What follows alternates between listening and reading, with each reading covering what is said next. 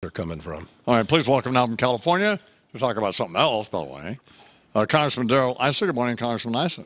Good morning, Don. Thanks for having me back on what I think is an incredibly important subject related to getting it right on reform of the SEC in addition to the reform of the financial markets. Well, this financial reform bill that's in the Senate, the House passed one, right?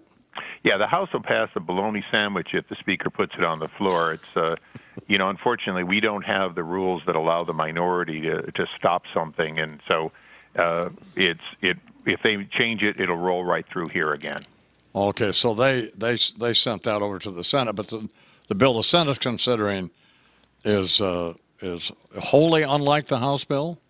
Yeah, well, they have one thing in common, which is that they don't do anything about Freddie or Fannie, the institutions that had, really were at the center of a lot of this.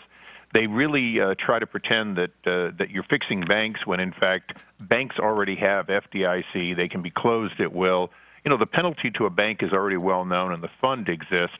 So the whole idea of this $50 billion bailout fund is really about non-banks that are not FDIC regulated and can't be closed basically with no notice the way a local bank is if it becomes insolvent. As Dagan McDowell and Jenna Lee, both of the Fox Business Network, explained to me this morning, the $50 billion would do nothing, would cover nothing if you consider the amount we had to put up last time they went belly up. Well, exactly. Even if you leave the $180 billion to AIG out and all the other money in the TARP, there's about $2 trillion that the Fed came in and used to take a lot of this bad debt, if you will, off the market. And of course, as you know, they're now figuring out, can we sell it again? And my guess is that they don't want to put that stuff on the market and admit how much was lost by the Fed until they get this reform through, because you don't look so smart when you lose money. And our government right now is saying, well, we didn't lose that much on the bailout. Well, the bailout's not done yet. Is there anything in this bill you like? Absolutely. There's no question that in 1999, when they, quote, deregulated by getting rid of Glass-Steagall, something that was done with Republican Congress and a Democratic president, I think we really went too far in saying, well, there's banks and then non-banks, and they can own each other. It's very clear that banks are banks, investment banks are not banks, and insurance companies are not banks. And getting to a clear understanding of who regulates each of these and who watches them, whether they're public or private, is something we need to do, and we need to do it on a bipartisan basis. 20 minutes till the hour, talking with Congressman Darrell Issa here on the Imus Morning program. There's provision in the bill that would prevent these folks from betting against stuff that the clients are betting on. Would it prevent that altogether, or would it just require that they tell everybody what's going on? Well, I think what it's going to do is it's going to empower hedge funds to do the betting against separately, because we already have a number of disclosure laws, and making transparency greater is fine. But let's understand, in the weeks before this bill came to the floor, with not a murmur from the Senate, we got a new tool that you now have. You can bet against a movie before it comes out. You can actually bet it'll be a box office loser, and you can buy that through the commodities process. So, look, betting against something I don't think is particularly helpful, but it is part of a strategy. It's been out there for a long time, and if we want to better regulate it, that's great. But to pretend that longs and shorts, if you will, are not part of the process is absurd. There is a futures market, and people like Goldman Sachs are going to make these instruments and make them available. And as much as they might believe in one side, they're going to offer for the other side as long as there's a buyer and a seller, because ultimately they make most of their money on selling you, whether you're the buyer or seller. And no matter what you guys do, or no matter what regulations anybody comes up with, they'll figure out a way to do business anyway. So. Absolutely. And I was with Richard Shelby this morning, and the senator said, there's too many loopholes. I said, please, Senator, don't call them loopholes. Call them market incentives, because, they call them a loophole as though they didn't know they were there. The market will do what they're told to do based on the gaps you leave in legislation. And we always leave these gaps, and then we're surprised when business does what they're incentivized to do, which is to mutate, if you will, to meet the requirements as we wrote the legislation. I'll give you an idea. At Fox and on the radio, on ABC, Senator broadcasting, various executives, not daily, but almost weekly, tell me certain things that I can't say or certain people I can't attack. And I always figure out a way to do it anyway. So, that's why I never want your bosses to prohibit your attack on me. I would just assume you do it straightforward the way you wanted to. You can't say this. You can't use this word anymore. Well, I figure something else out. So that's what they do. It's 18 till they are. Now, well, so who wants this bill passed? Is it just Democrats or is it the administration? Well, it should be Democrats. Look, government always wants greater control over your lives. So first of all, government metastasizes, and it's very hard for anyone to keep it down.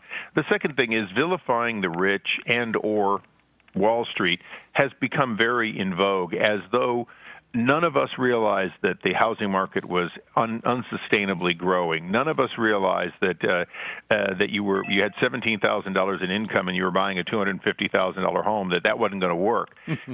So part of it is to find a villain so that we don't have to take the personal responsibility that we all screwed up as a nation. Even the president who was bragging about the highest level of home ownership, this is President Bush, at a time when the affordability index had gotten so bad that there was no way you could sustain it. But let's understand that when you get done vilifying another group, the fix for not doing this again is the transparency that we really do want. And if you look at Bernie Madoff and Alan Stanford, the laws were already on the book to stop these Ponzi schemes, and yet even after being reported, the SEC didn't act. So part of the other part you have to remember is pass all the laws you want. If you can't keep these administration agencies doing what they're supposed to do, the law doesn't do any good. And that's one of my complaints is there's enough failures of government here that we should be investigating ourselves and finding out how we don't fall asleep at the switch next time, much more than whether or not Wall Street tried to make money. I mean, for goodness sake, the whole idea of Wall Street is to make money. Yeah. So it's not surprising when they find those mechanisms and continue to. You know, if the president and the administration, the White House knew that the SEC was going to file this lawsuit against Goldman Sachs before they did? Well, they deny it categorically, but if you put it in another direction, it's very clear that for the SEC, this was something that was going to make the White House very happy. It was going to make the senators very happy. And they're a political entity, even though they try to claim they're not, because if they weren't a political enemy, at a minimum, they wouldn't have released it in the middle of a trading day and disrupted a market, caused a huge drop in Goldman stock. This is not their normal way of doing business. So they had a reason, and the IG Don Coates has agreed to investigate this because he sees there's something rotten in how they did it and when they did it, even if, in fact, the case has merit, which we're not going to be in the middle of deciding whether the case has merit. We'll leave that to the courts. But why and how they did it is very much a suspect. So that doesn't. I'm trying to figure out whether you knew or you didn't know or you just think they did. Well, what we do know is that they did it. You don't really know if they did. You just think they did. Absolutely, we do not know. And one of the things that I do on behalf of the minority is I ask questions. If I'm giving satisfactory answers, normally we move on.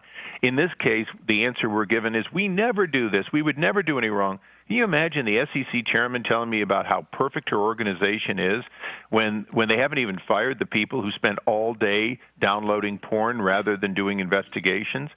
If people want to do that at their own home, on their own internet, and their own computer, that's legal. But to do it when they're being paid $200,000 and then tell me their agency has no flaws, that doesn't pass the sniff test. And sniff test is another way of getting around some words. Bob Schieffer had a good observation. That is the various people spending 8 hours a day, which one would presume would be the entirety of their work a day, downloading porn at some point.